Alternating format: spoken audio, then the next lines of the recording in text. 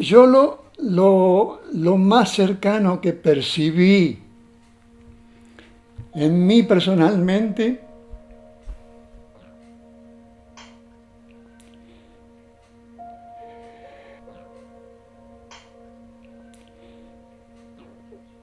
fue en un simulacro de fusilamiento, el 24 de marzo del 76, a las 4:30 de la mañana.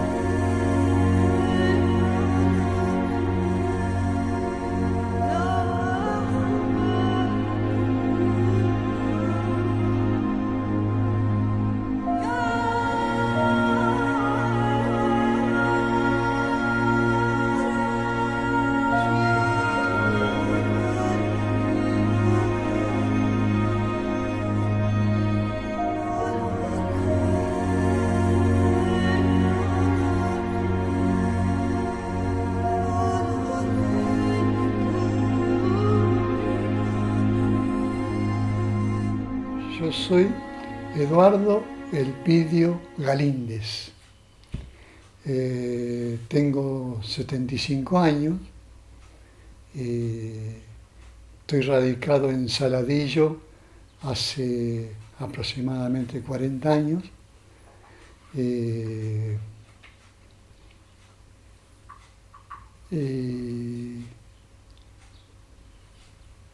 Con respecto a mi presentación, simplemente manifestar de que para que no sé si puede servir para algo, para la juventud, de que yo he sido preso político desaparecido.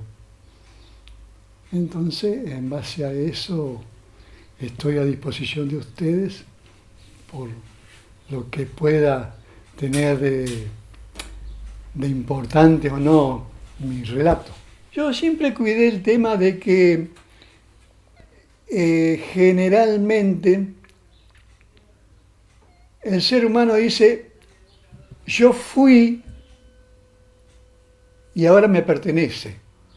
O sea, yo fui preso desaparecido y ahora tengo autoridad para decirme, yo quiero ser esto porque yo fui preso desaparecido.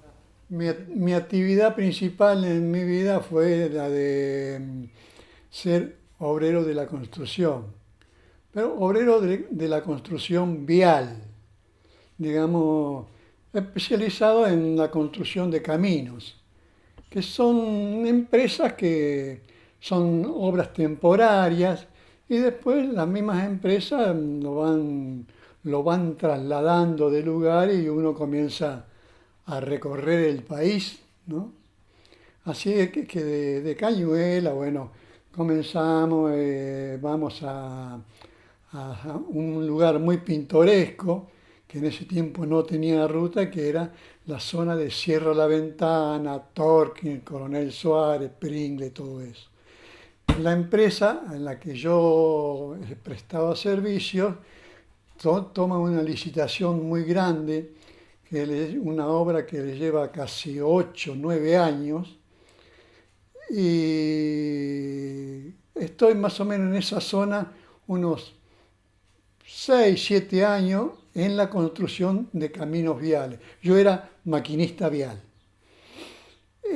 Por esa época, cuando se termina la construcción de las obras viales, la provincia de Buenos Aires comienza un emprendimiento que de la provincia era lo más importante que había en ese momento, una obra hidráulica, que fue la construcción del dique Paso de las Piedras, Bahía Blanca.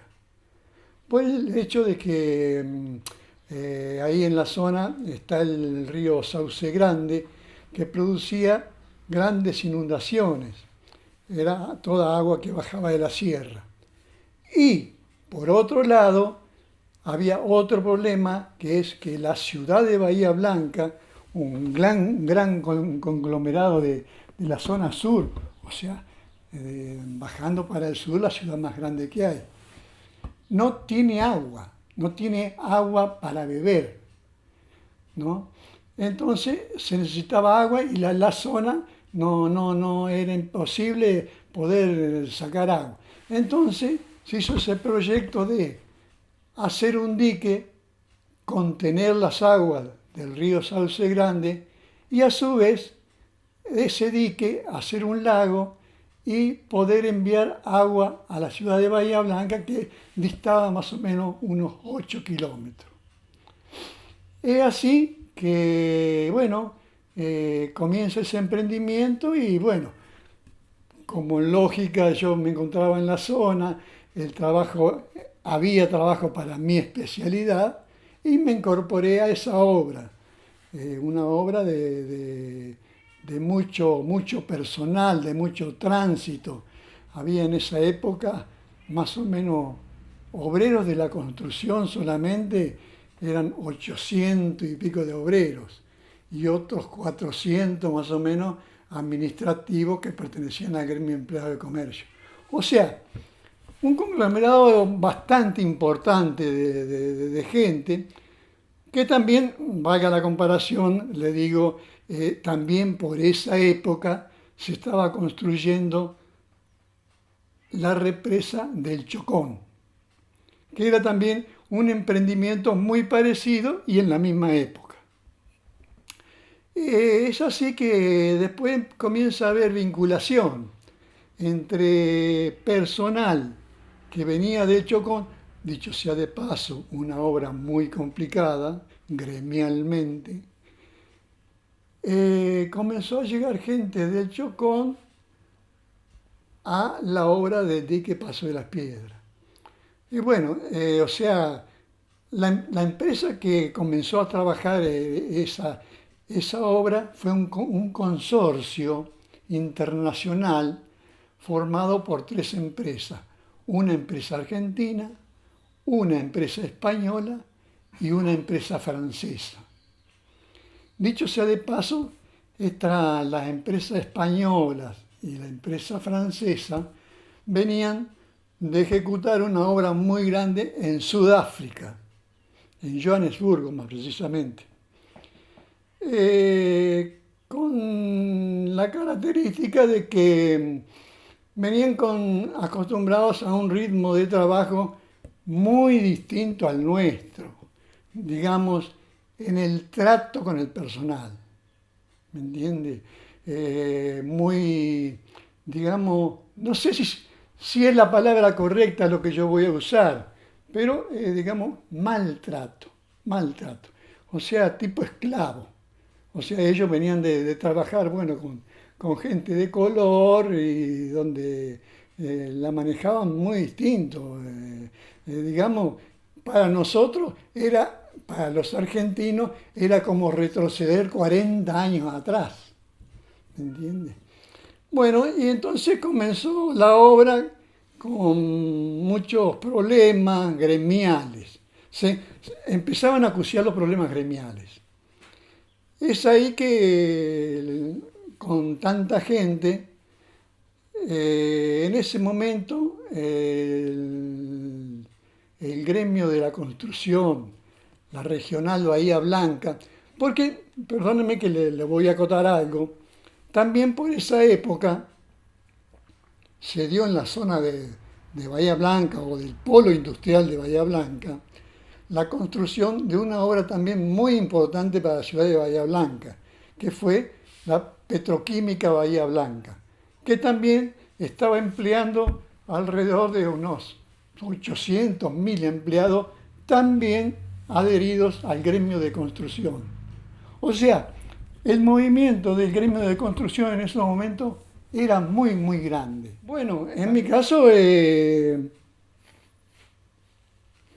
se comienza porque el obrero en esa época, o sea, más teniendo en cuenta que la zona donde nosotros trabajábamos estaba considerada como zona inhóspita, ¿verdad? Plagada de mucho viento, mucho frío, una zona muy mala, muy mala. Y donde el obrero no es lo que pasa hoy en día. Digamos que por eso mismo también se habla mucho de que fue una época muy revolucionaria. Digamos, hoy en día todo empresa de trabajo, fábrica o industria tiene lo que se llama seguridad industrial. En esa época la seguridad industrial no existía, ¿me entiendes?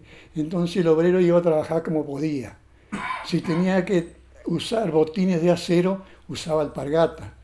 Si tenía que usar guantes, no usaba nada. Tenía que usar casco, no usaba casco. Usaba una gorra.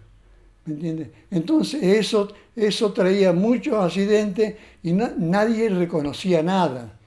¿Me entiendes? Nadie reconocía nada, me refiero legalmente. No había amparo para el trabajador. Como también era muy mala la, mm, la convivencia del obrero viviendo dentro de la obra, porque eran obras donde el personal no se podía trasladar. Simplemente esa obra que yo le digo, de la ciudad más cercana era Bahía Blanca, estaba a 80 kilómetros. Entonces existían obradores, obradores donde se concentraban los 780 personas que había. Y eso fue lo que comenzó la efervescencia porque no había agua caliente, no había nada, ¿me entiende? No había ningún bienestar para el trabajador, siendo que todo esto que yo se lo estoy marcando a usted figuraba en el pliego de contrataciones de todas las empresas y como el manual de Wokra, que no se conocía, los delegados no lo conocían. Entonces, eso fue lo que comenzó una pequeña revolución gremial dentro de todas las obras, tanto Petroquímica Bahía Blanca como Chocón, como Paso de las Piedras y otras obras más de la zona. Hay una alianza muy fuerte entre la AAA y la Juventud Sindical Peronista. Y eso es lo que lleva, desde mi humilde punto de vista, a que Bahía Blanca creo que fue una de las ciudades más castigadas en relación a gente desaparecida, ¿verdad? Todo a raíz de la gran unión que había y también una asociación universitaria que se llamó CNU, con el aval de la señora Diana Julio Massot, que avalaba todo eso, que inclusive también se cobró la vida de dos dirigentes de prensa muy importantes que en esa época estaban en el diario de la Nueva Provincia. El vínculo de los gremios con los gobiernos de facto era permanente, permanente, tanto con Onganía, con Lanusse, eran los dirigentes gremiales estaban a la orden del día de lo que dijera la persona o que estuviera en ese momento en la presidencia de la nación. Digamos, el dictador de turno, digamos, ¿no? Porque usted sabe así que en ese momento la política no existía, no se podían nombrar los partidos políticos, estaban abolidos. Recuerda usted cuando el general Lanusse dijo que las urnas estaban guardadas y estaban bien guardadas, ¿no? Así que eso es para no olvidarlo. Y ya el clima ya venía enrarecido. Yo lo más cercano que percibí en mí personalmente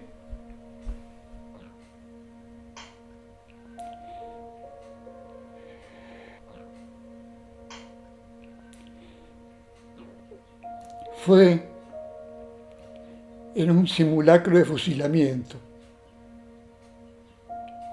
El 24 de marzo del 76, a las 4:30 de la mañana. Esa noche ya hacía 3 días que el CGT veníamos en reuniones permanentes, y el 24 de marzo a las 2 de la mañana estaba el compañero Rodolfo Ponce. Entonces dijo: bueno, muchachos, dice, lamentablemente, dice, acá no hay más nada que hacer, dice, ya a Saint-Jean está llegando la plata, así que dice, vayan tranquilos nomás a su casa y quédense en su casa. Bueno, yo llegué a mi casa a las 2 de la mañana y a las 3:30 de la mañana me voltearon la puerta. Sorpresa grande fue la que cuando me sacan afuera así en ropa interior, me encuentro con que tenía frente a la puerta de mi casa en la calle una ametralladora antiaérea con toda una barricada de bolsas de arena apuntando a mi casa, ¿no?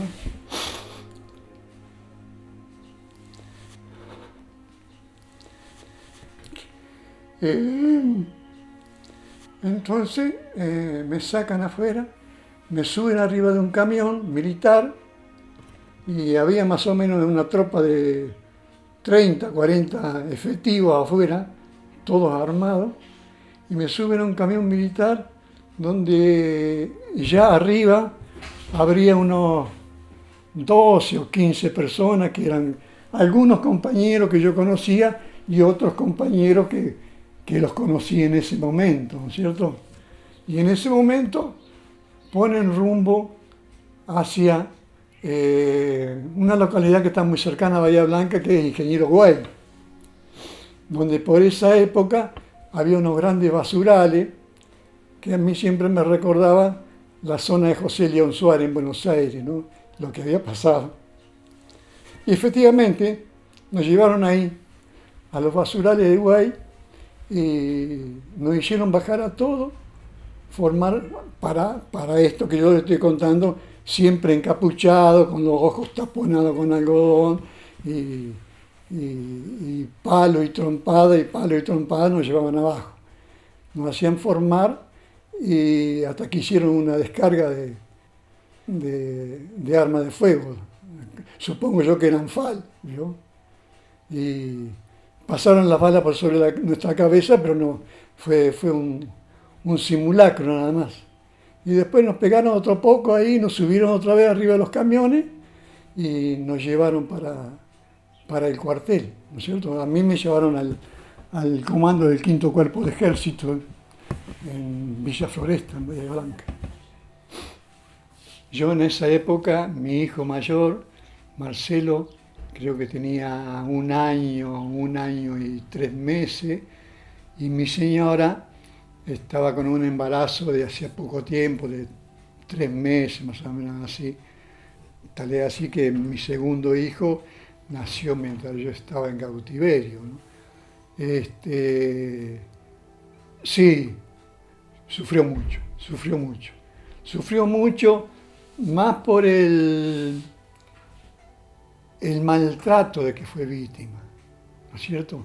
El maltrato y el destrato, porque no solamente que mi familia sabía, bueno, ellos habían vivido el episodio, sabían quién me habían llevado a mí, por lo menos en el momento que a mí me llevaron, yo tuve un poquito más de suerte, que digamos, no me pasó lo que le pasó a otros compañeros que fueron chupados directamente de la calle. Chupado era un término fácil que se usaba mucho en esa época. A mí, por lo menos, los que me habían llevado eran todos uniformados. Entonces, si bien eso le daba una pequeña tranquilidad, pero también después el hecho de no saber dónde estaba, porque nadie le daba información. Mi señora concurrió en primer momento al 5º Cuerpo de Ejército a preguntar por mí. Le dijeron que no tenían conocimiento de nada de ellos.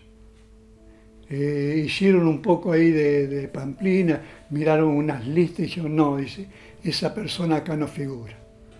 Dice, pregunte en otra fuerza, dice, pregunte en el área naval. O sea, mi señora se tuvo que ir desde Bahía Blanca hasta Punta Alta, hasta Puerto Belgrano, a preguntar, y así recorrer toda la fuerza. Ir a Policía Federal, ir a Gendarmería, ir a Prefectura, y nadie les sabía dar información. Entonces, eso sí, yo supongo que para mi familia era un acto de desesperación, ¿no es cierto? Claro, de hecho también en ese momento, si es algo que puedo decirle, fue como un bálsamo saber que mi caso no había sido el único, que eso estaba ocurriendo a montones. O sea, era un caso atrás de otro, porque fue, calcule, 24, 25, 26, 27 de marzo, eran hechos de personas, pero de a cientos de personas que eran detenidas y secuestradas, y otros detenidos y blanqueados, y otros no.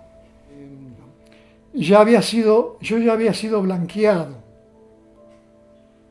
y me habían pasado a la unidad carcelaria número 3 de Bahía Blanca, la de Villa Floresta. Y en esa época los trajeron del sur, venían más precisamente de Rawson, el doctor Amaya y el doctor Hipólito Yrigoyen, que venían destrozados con las palizas que le habían pegado. Y yo recuerdo que al doctor Yrigoyen fue el primero que le convidé con un mate. O sea, porque siempre el preso que está trata de paliarle un poquito la situación, el que llega, ¿no es cierto? Porque el que llega sin nada.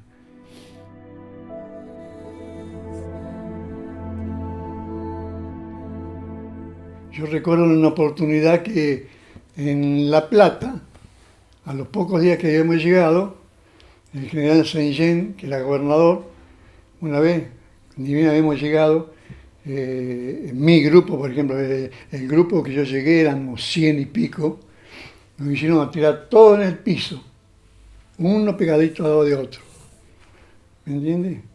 Y bueno, llegó Saint-Jean, nos insultó a todos de arriba abajo y caminaba por arriba nuestro, pisándonos a todos, y decía, ustedes tienen que agradecer a Dios que están vivos, ustedes tienen que estar muertos, son la lacra del país. Y se paseaba, General Saint-Jean. Y cuando empezaban con eso, que usted no sabía cómo terminaba, porque también a ellos les pasaba, supongo yo, ellos comenzaban despacito, y después ellos mismos se comenzaban a, digamos, como a potenciar, ¿me entiende? Se empezaban a dar manija, y después terminaban en cualquier cosa. De mi mente no se van a ir nunca el sonido de las voces de los torturadores. Eso no me lo olvido, no me lo olvido. Especialmente porque había mucha gente joven. Aparentemente, pienso yo, que eran cadetes o algo de eso, eran gente de escuela, pero de la manera que torturaban y cómo hablaban y cómo se reían y cómo festejaban. Sí, hasta el día de hoy me resuena en mi oído. Ya le digo, cuando hay un torturador en especial, que lo comenté los otros días, uno que se hacía apodar Camión, que ese cuando íbamos en el avión, mire, esa hora de viaje que había desde Bahía Blanca hasta La Plata no terminaba nunca. Y la risa y los golpes y Y la gente que también moría porque iba gente enferma. Y ellos le pegaban, pero como si nada. ¿Entiendes? Y la otra que le quiero comentar, hasta qué punto llega la hipocresía. Usted sabe que para pegar o para torturar casi nunca tenían un uniforme. Siempre andaban con un guardapolvo, se ponían un guardapolvo blanco. Y para un preso es lo mismo que un enfermo del hospital. Usted ve un guardapolvo blanco y dice, ay, bueno, es señal de paz o alguien que me va a curar o que me va a ayudar en algo. Y era todo lo contrario. Era pegar, pegar, pegar y pegar. Y hacer sentir cómo se le pegaba a otro.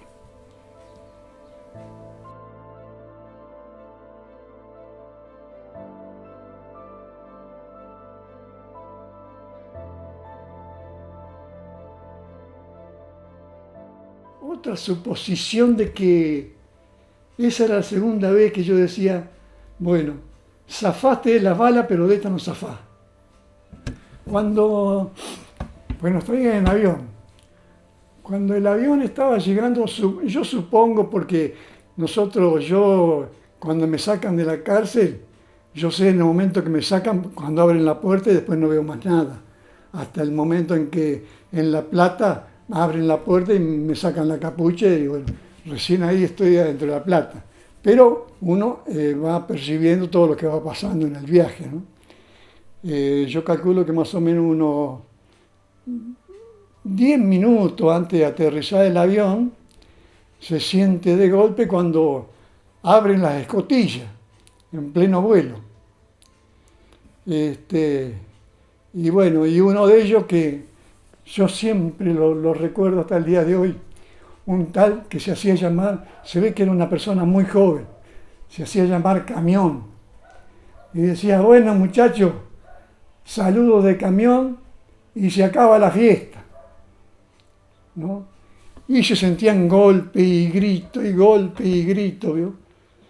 Y bueno, y a los 7 minutos por ahí, se sintió que el avión tocó tierra,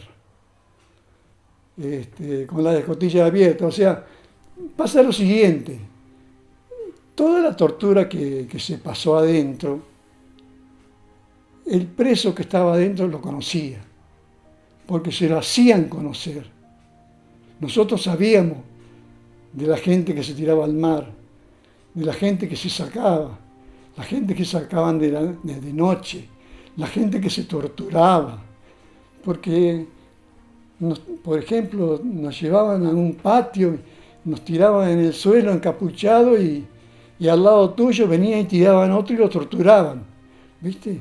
Entonces a uno torturaban, 2, 3 no, otros sí, otros no, para que vos sintieras la tortura del otro, ¿me entendés?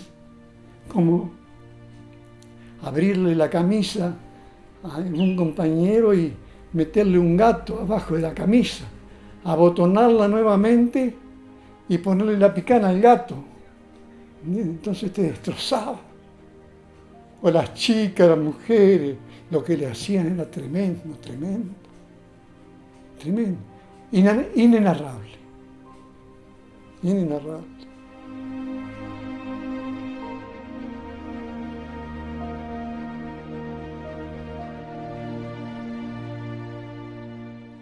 Lo que sí ellos hacían saber y hacían conocer qué era lo que pasaba. Porque nosotros sabíamos que Xilingo tiraba gente al mar. Bueno, no era Xilingo. Sabíamos que los aviones salían con gente para el mar. Mi libertad, yo fui secuestrado el 24 de marzo del 76. Y fui puesto en libertad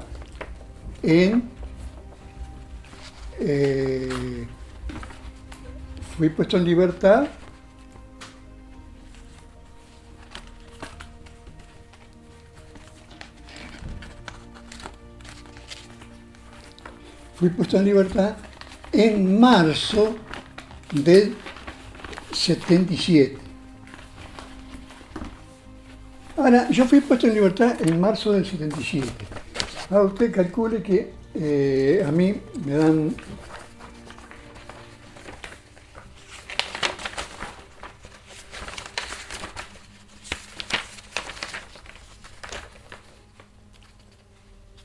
en marzo del 77 y me comunican la libertad el 5 de marzo. El 5 de marzo me comunican que yo estaba en libertad. Era por las famosas listas que aparecían en los periódicos. Y así fue como la población se fue enterando de quiénes estaban presos y quiénes habían sido liberados.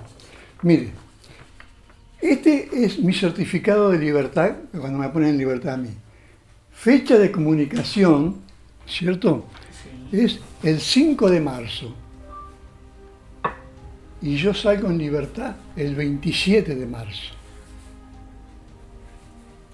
Entonces quiere decir que yo durante 20 días fui desaparecido nuevamente.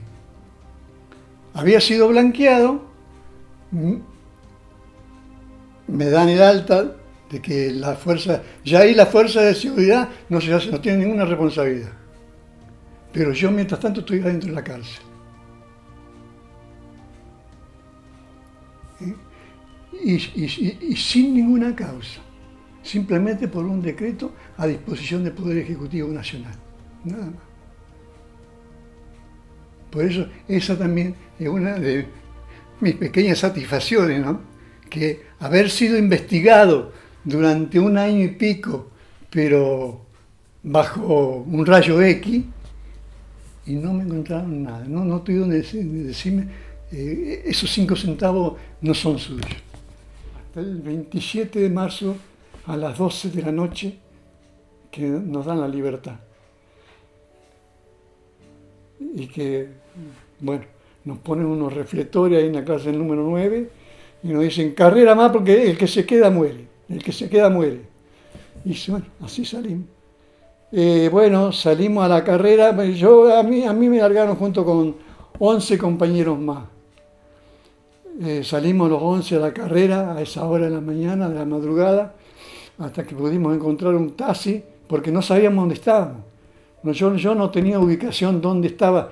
Lo único que conocía en La Plata, sabía que estaba la cárcel de Olmo, pero la unidad número 9 para mí era algo nuevo, que era desconocido.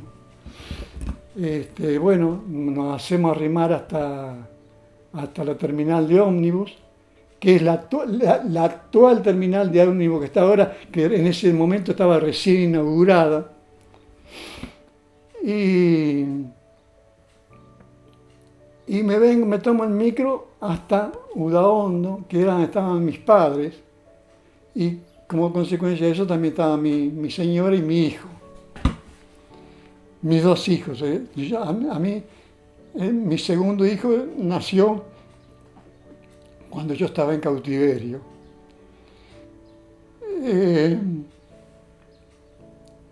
Y bueno, me vine a la casa de mis padres, pero yo sentía de que me estaban vigilando. Los servicios me seguían. Yo veía gente desconocida, que un día estaba parada en una esquina, otro día estaba parada en otra, y me encontraba muy mal. Yo sé que a mí me estaban marcando paso a paso dónde iba. ¿Me entiendes? Bueno, que como relaté días pasados, bien marqué que si yo no hubiera sido por esa amistad que yo tenía laboralmente con alguien que me pudo ubicar en la República Oriental del Uruguay durante un mes trabajando ahí, eso llevó a que me desligara un poco del tema de los servicios. A mí me decretan la libertad, yo tengo que volver a Bahía Blanca a regularizar mi situación laboral, ¿me entiendes? Eh, Cuando regreso, me dirijo porque este consorcio tenía las oficinas centrales en Bahía Blanca, el consorcio que hizo la obra, el dique Paso las Piedras, ¿no?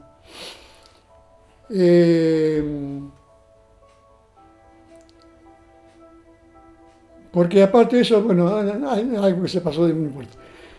Regreso y me dirijo a la oficina de consorcio y voy a arreglar todas mis cosas. Entonces me dicen, bueno, está bien, me dieron la documentación y tenía que regresar al otro día para que me hicieran efectivo los pagos, lo que se me debía y darme la famosa libreta de fondo de desempleo. Cuando voy al otro día, voy a la oficina y cuando salgo de la oficina, cuatro personas, nosotros le decíamos monos, ¿no?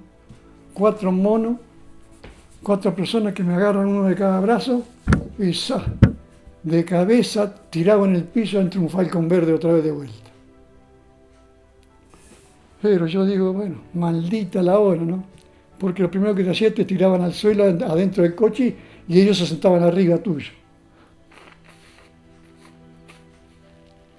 Y bueno, de vuelta al cuartel.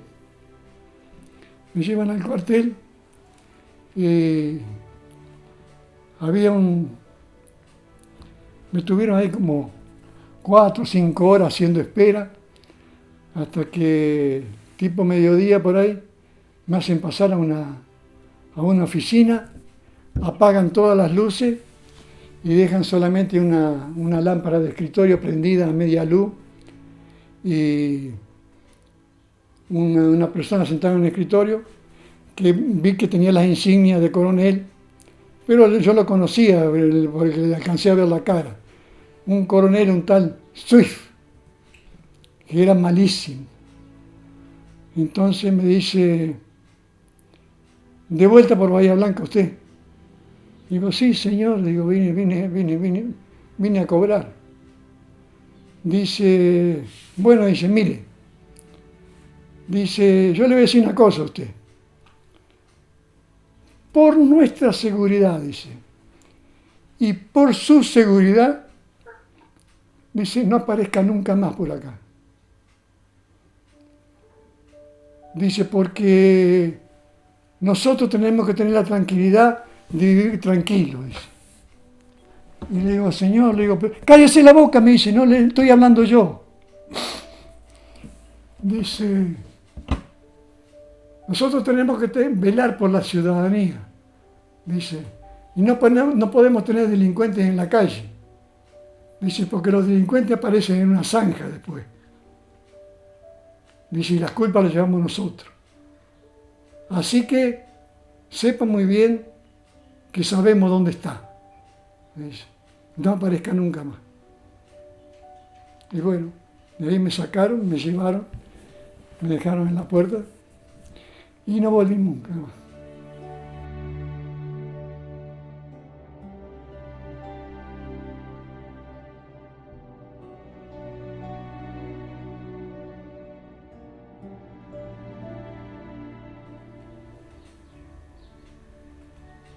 Es muy difícil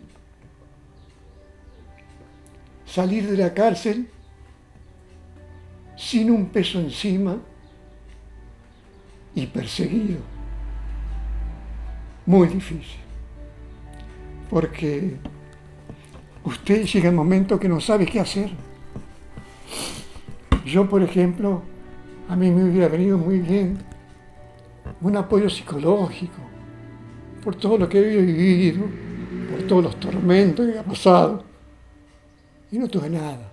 Al contrario, me tenía que esconder, tenía que disparar, mantener mi familia.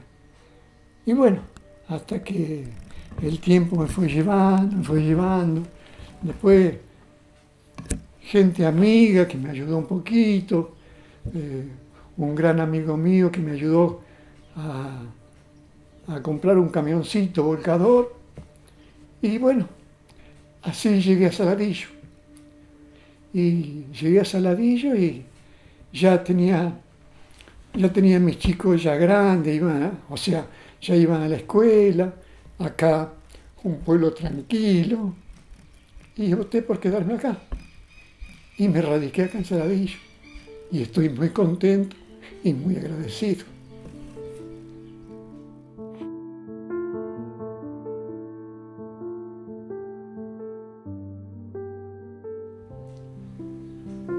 Me pone, por eso usted se ha dado cuenta que hay momentos en que a veces a mí se me corta la voz, porque yo digo que es el no tener ejercicio de comentar. Lo guardé todo para mí, todo para mí. Porque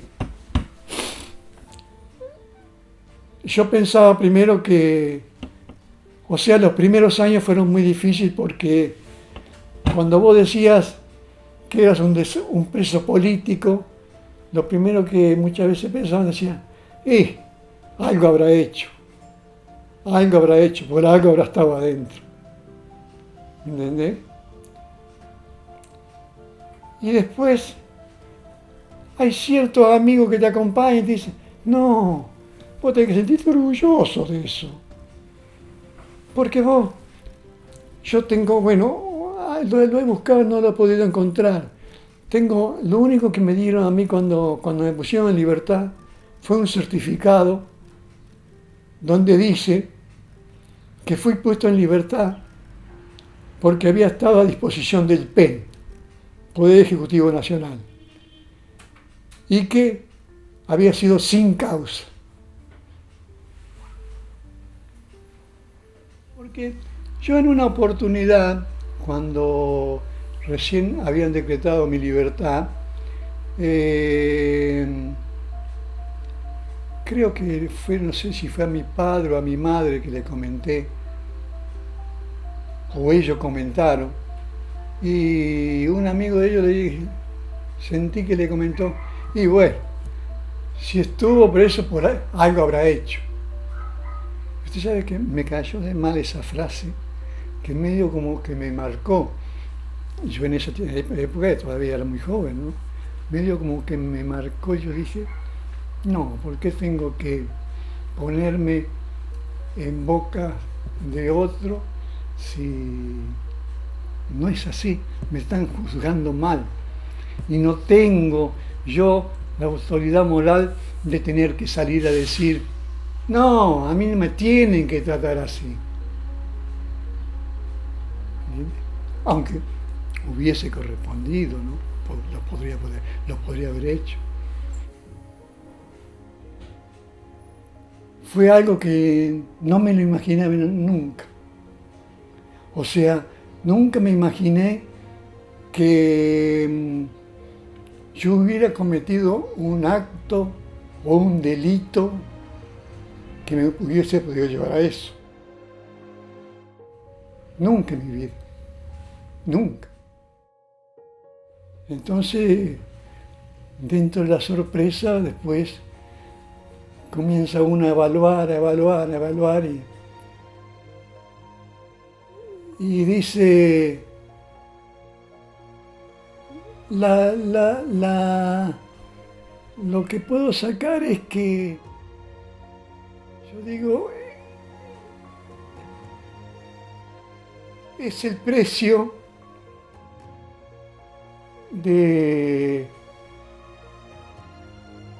es el precio de los ideales.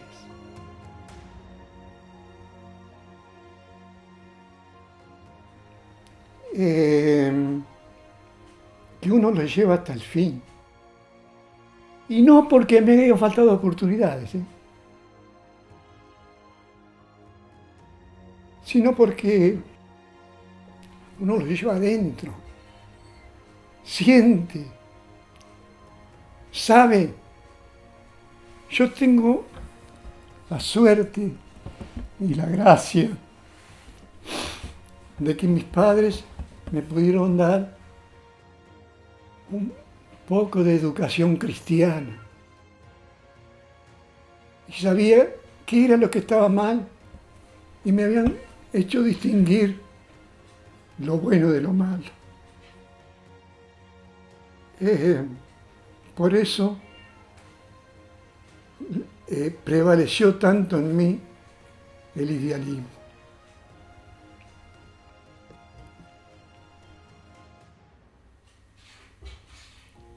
No le puedo decir más nada. Yo digo, si yo me eduqué así, a mí me hicieron ver los valores así.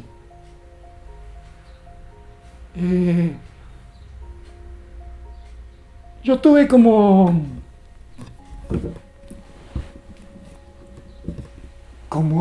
educadores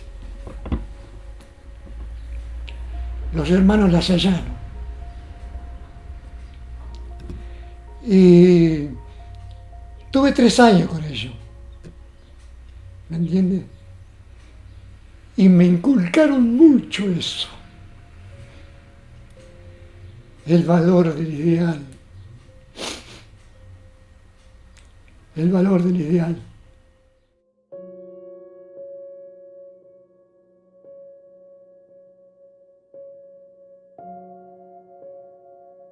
Cuando se entra en vigencia la ley que fue proyecto del doctor Alfonsín, la ley de reparación, que después la promulgó el presidente Menem, me parece, que dieron una pequeña indemnización, ¿no?